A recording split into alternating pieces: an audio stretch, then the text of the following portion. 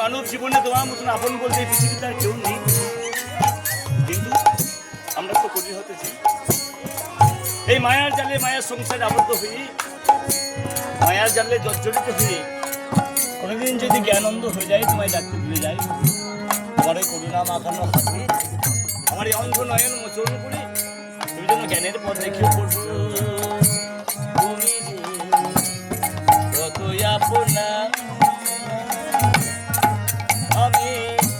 জানিয়া যদি